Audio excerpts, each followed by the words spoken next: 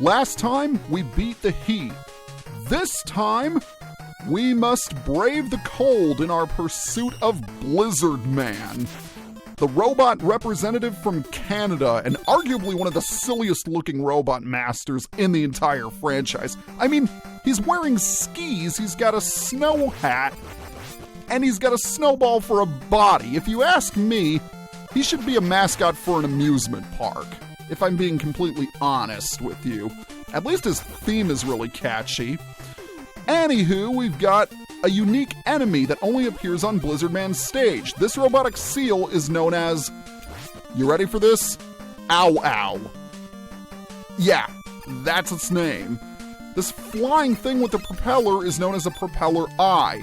It can only be damaged when its eye is exposed. Video game logic 101. When an enemy has a glowing eye, shoot it.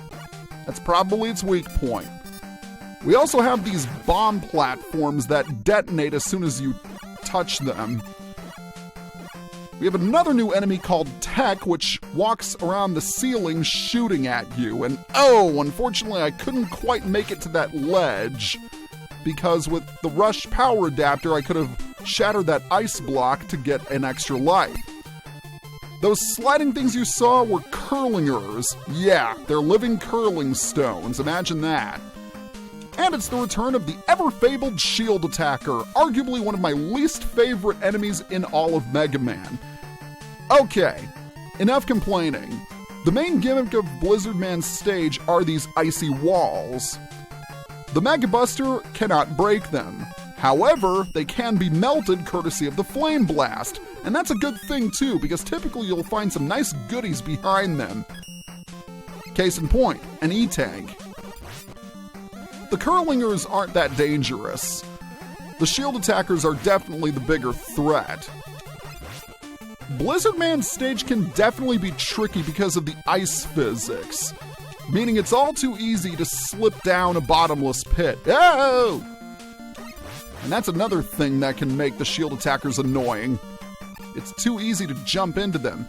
Okay, this is an opportune time to demonstrate the Rush power adapter.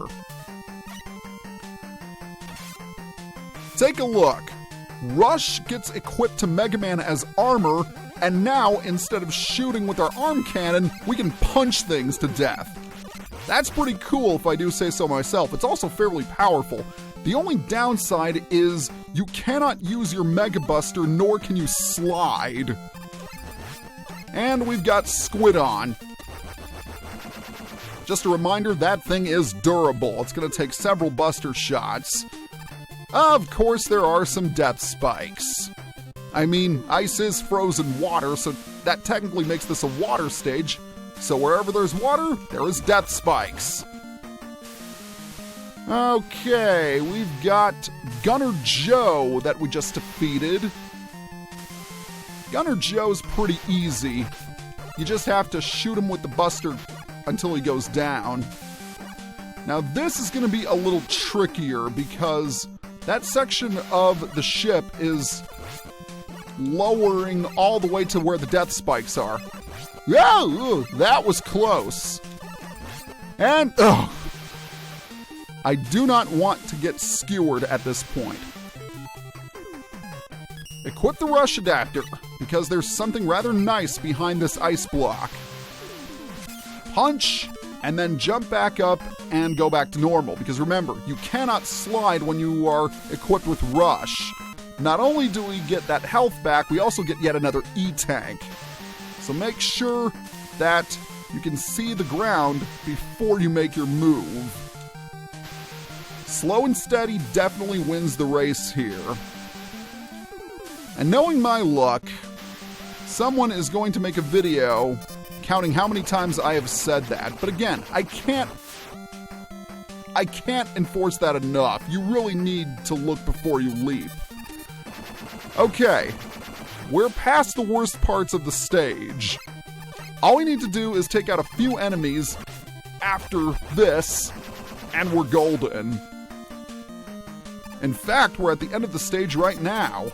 Now this section can be a little tricky because these platforms are so small. That particular bomb is really difficult. And, oh! This is what I would call a tactical error. Thankfully, I don't need to waste my time going after that E-tank again. You know, there should be a power which makes you immune to contact from death spikes for just a few seconds. I mean, is that too much to ask? Now I gotta deal with this again. Ugh. Okay. I'm cool. And so is Mega Man for that matter. Now we just gotta take our time walking through this ship or whatever it is. I actually don't know what it's supposed to be. And make sure you don't accidentally jump into the ice when you're trying to get to that ladder. Because if that bomb explodes, then, well, it's not gonna end well. Okay, let's try this again.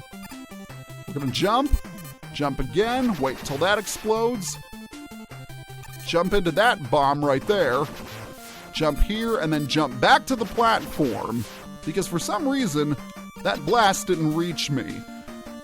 Okay, you'd think after such a tough stage we would have an equally tough boss. Thankfully, we do not. Blizzard Man is a pushover if you can get him into a specific pattern. And here's the thing, you don't have to move as much as you think you do. Blizzard Man has two methods of attack. He will throw snowflakes at you, or he'll try and roll into you. Now, if you push yourself against the wall, then he's going to rebound and not hit you.